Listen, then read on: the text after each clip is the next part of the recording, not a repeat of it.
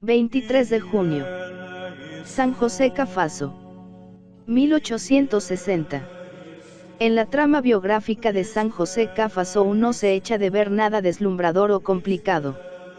Nacido el 15 de enero de 1811 en el seno de una familia profundamente cristiana, en Castelnuovo de Asti, hoy Castelnuovo Don Bosco, pareció predestinado ya desde los primeros años al ministerio sacerdotal.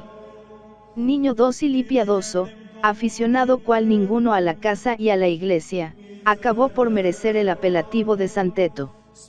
En su juventud mantuvo fiel sus propósitos de bondad, recogimiento y oración, conservando el fulgor de la inocencia y el vivísimo anhelo de consagrarse a Dios. Lo hizo el 1 de julio de 1827, vistiendo con grande ilusión el hábito talar. Juan Bosco, a la sazón un muchacho de 12 años, le vio por primera vez aquel mismo año en ocasión de una fiesta popular. Ya entonces tuvo la impresión de haber encontrado un santo. Vivaracho como era, se ofreció a acompañar al seminarista para visitar los espectáculos de la ciudad. Años más tarde resonaban todavía intactas en los oídos de Don Bosco las palabras de respuesta del ejemplar seminarista: querido amigo, las diversiones de los sacerdotes son las funciones de la Iglesia, cuanto más devotamente se celebran tanto más gustan.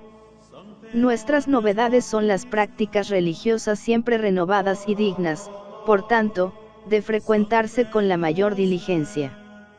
Para persuadir al joven, que no parecía del todo convencido, añadió sonriendo: quien abraza el estado eclesiástico se vende al Señor, de ahí que nada hay en este mundo que le atraiga si no es la mayor gloria de Dios y el bien de las almas.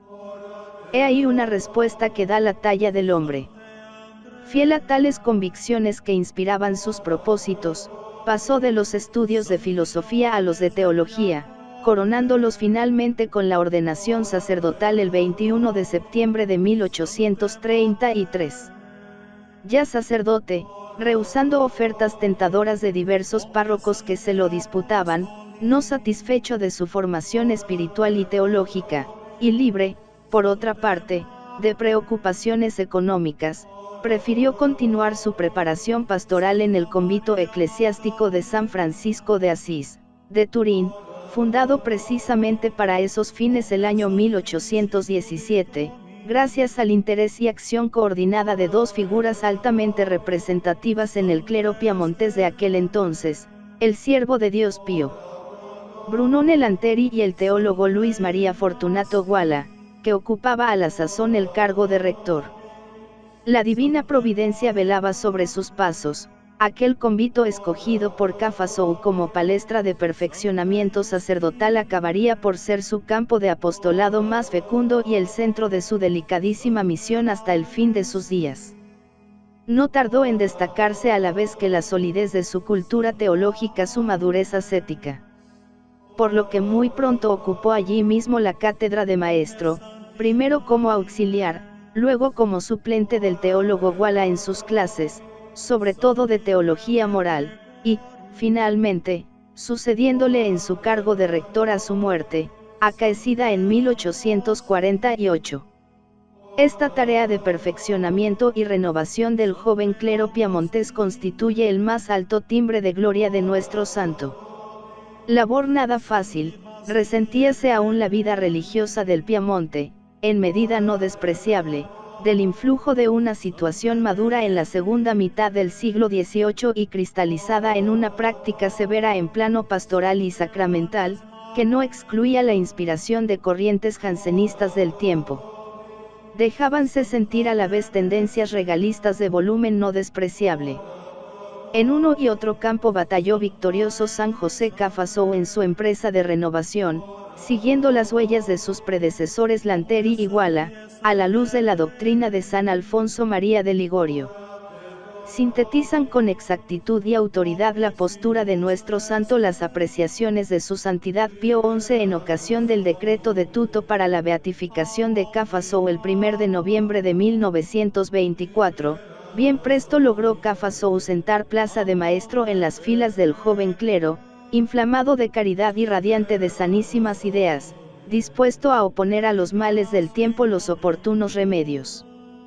Contra el jansenismo alzaba un espíritu de suave confianza en la divina bondad, frente al rigorismo colocaba una actitud de justa facilidad y bondad paterna en el ejercicio del ministerio, desbancaba, en fin, el regalismo, con una dignidad soberana y una conciencia respetuosa para con las leyes justas y las autoridades legítimas, sin claudicar jamás, antes bien dominada y conducida por la perfecta observancia de los derechos de Dios y de las almas, por la devoción inviolable a la Santa Sede y al Pontífice Supremo y por el amor filial a la Santa Madre Iglesia.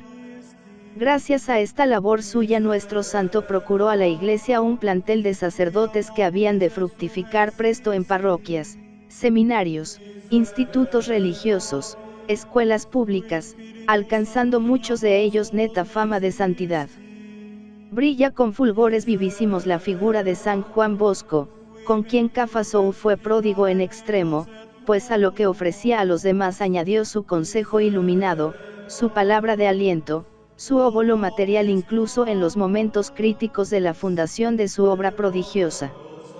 Pero la misión apostólica y sacerdotal de nuestro santo no se agotaba en el recinto del convento ni en la educación del clero. Desde su morada, su actividad benéfica inspirada en un ardentísimo celo por las almas, se irradiaba en todo el ambiente circundante. San Juan Bosco destaca en la biografía de su maestro varias facetas de su múltiple actividad: padre de los pobres, consejero de los vacilantes, consolador de los enfermos, auxilio de los agonizantes, alivio de los encarcelados, salud de los condenados a muerte.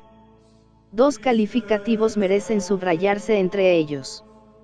No había cárcel en Turín cerrada a la caridad del santo. Amaba a los desgraciados allí recluidos y no acertaba a dejar aquellos lugares en que se le antojaba ver sufrir a Cristo más que en ningún otro. Los condenados a muerte, en particular, le requerían para tenerlo a su lado como ángel de consuelo en el momento del suplicio.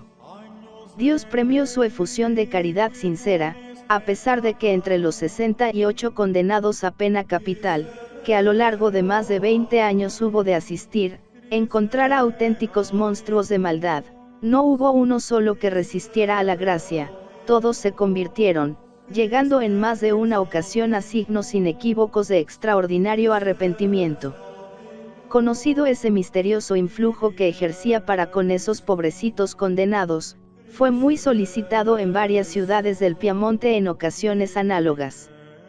De ahí el mote popular con que se le conocía de padre de las horcas.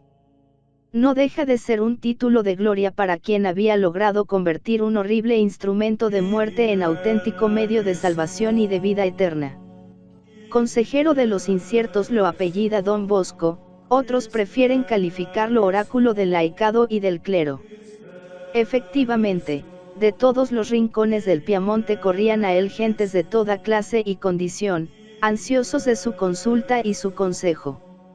Seglares y clérigos, incluso prelados y obispos, doctos e ignorantes, abogados, militares, nobles y plebeyos, católicos fervientes, fríos en piedad y aún alejados de la práctica religiosa, todos le hacían compañía en la calle, le consultaban en su cuarto de estudio, se le acercaban en la iglesia en largas e interminables horas de confesonario. No rechazaba jamás a ninguno. Aunque extenuado de tanta fatiga y cargado de preocupaciones gravísimas, sabía tratar a todos con idéntica cordialidad. Y todos tenían la persuasión de recibir de sus labios una palabra que, limpia de toda pasión humana, traía consigo el sello inequívoco de la verdad divina, admirablemente ajustada a las necesidades de cada cual. El maestro, el consejero, el confesor, el predicador dejaba a las claras en el ejercicio de su ministerio las líneas maestras de su espiritualidad. Se la ve práctico pastoral, sencilla y discreta, enraizada en los más sólidos y genuinos filones de la espiritualidad católica de todos los tiempos y, en particular de San Ignacio, de San Francisco de Sales, y de San Alfonso María de Ligorio. Sin cejar jamás en la atención a metas ideales, pues sencillez para él no significa pobreza y menos aún raquitismo de vida interior. Nuestro santo se preocupaba ante todo de asegurar a las almas lo estrictamente indispensable, es decir, el desarrollo completo de la vida cristiana, acentuando con trazos muy vivos el fin de esta vida, el valor del tiempo, la salvación del alma, la lucha contra el pecado, la necesidad de la gracia, las verdades eternas, el despego del mundo, la frecuencia de los sacramentos. Pero todo ello en un clima de bondad, de sano optimismo, de insinuante moderación. Se explica así que recalcara la facilidad de obtener la perfección a través de la práctica de las cosas pequeñas, puesta al alcance de la mano de todo el mundo, que hiciera resaltar la belleza de la religión, concebida como un ejercicio de amor hacia un Dios de bondad y de misericordia infinitas, y que, sin descuidar las verdades esenciales, pusiera el acento sobre todo en las más agradables y atrayentes y que, por ser tales, son capaces de engendrar una serena expansión del espíritu hacia su Dios. La piedad, revestida de formas simpáticas, resultaba agradable y, a su escuela, pasaba a ser una fuente perenne de alegría cristiana. Tendía directamente a la unión con Dios. Esquivaba el peligro de aquelosarse en prácticas y gestos exteriores, para insistir en la urgencia de cumplir con exactitud el propio deber entendido como servicio de Dios que ha de realizarse con intención de agradarle y procurarle mayor gloria. La misma mortificación, dirigida preferentemente al interior, más bien que al aspecto corporal, tiende a destacar la dimensión positiva que encierra la renuncia, su aspecto más amable, en cuanto que se la enfoca como liberación del amor y unificación más completa con Dios. Sonó para Cafa Soul la hora suprema el 23 de junio de 1860, sin haber alcanzado los 50 años, pero agotado por un incesante trabajo apostólico cuyo motor fueron los que él llamara sus tres amores, Jesús sacramentado, María Santísima y el Papa. Fue realidad gozosa para él un presentimiento suyo consignado en su testamento espiritual. Non gia mort, ma dolce somno. Sarà per te, oh anima mía. Se morendo, te asiste Jesús. Se esperando te abraxia María. La fama de santidad que lo acompañó durante su vida y a la hora de su muerte obtuvo presto la contraseña del milagro y más tarde la ratificación solemne de la Iglesia. El 3 de mayo de 1925 Pío XI le declaró beato. El 22 de junio de 1947 Pío XII le incluyó en el catálogo de los santos.